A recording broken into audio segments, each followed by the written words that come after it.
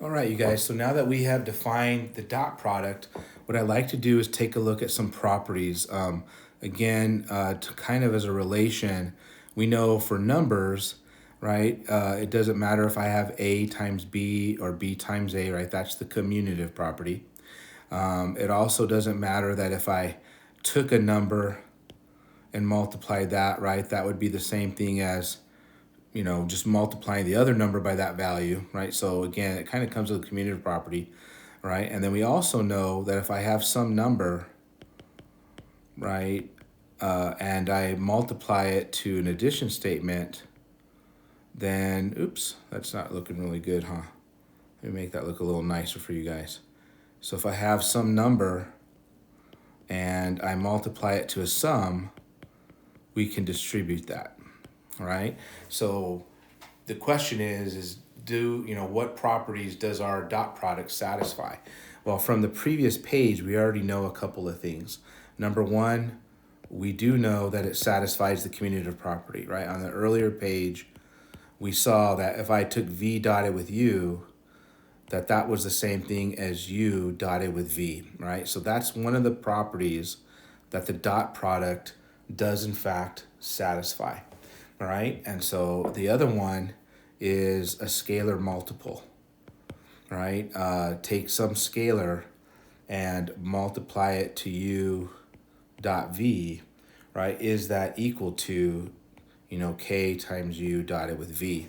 And I think also in the last video, we saw that to be true. It doesn't really matter, what that value is. If I scalar multiply one of the vectors and then dot it, or if I just dot the vectors and then multiply it by that scalar, then we're all good. All right, so that we kind of saw indirectly for some of the work that we're doing, all right? And then what we also saw, right, is what happens if we took a vector and we, oops, I'm doing the wrong one there, right? If I took a vector, let's say V, and I tried dot prodding it with U plus W, okay? So in some earlier work, we already know this answer to be 4, right? And so what I like to do is show, does it satisfy what we call the distribution property? So is it distributive? That's the question right now.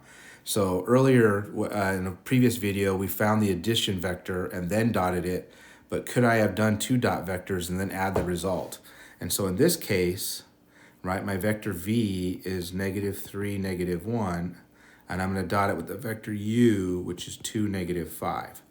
And then I wanna add that to the vector V, -3, -1, dotted with the vector W, -2 and 1.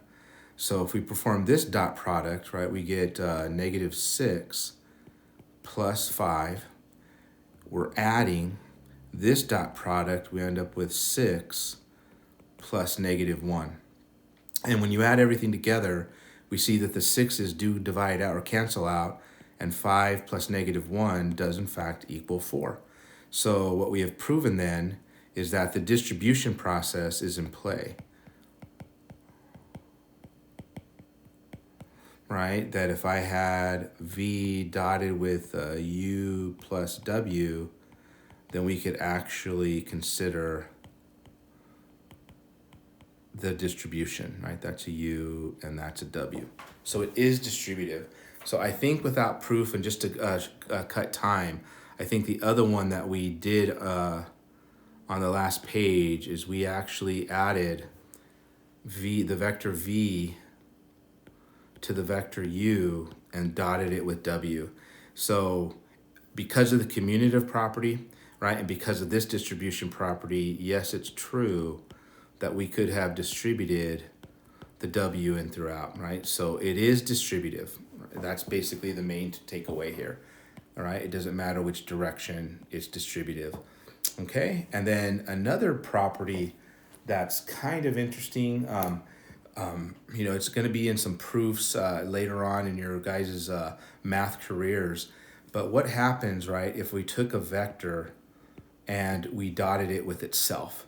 All right, so we've already saw, right, some from previous work, all right, that if I dot product V here, right, we got -3 and -1 dotted with -3 and -1. So in this case, what I end up with is 9 plus 1, I equal to 10.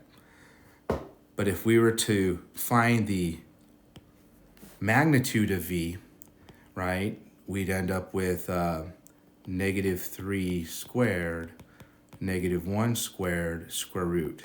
And we'd end up with the square root of 10.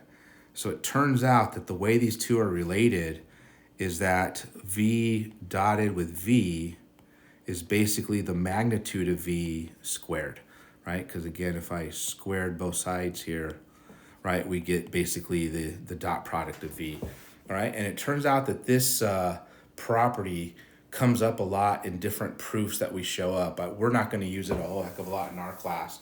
But in future classes, this little property pops up a lot. So let me kind of summarize the properties that we have. So the dot product, what we now know is it is commutative, so it doesn't matter, you know, which order we do the dot product in, it's going to be the same.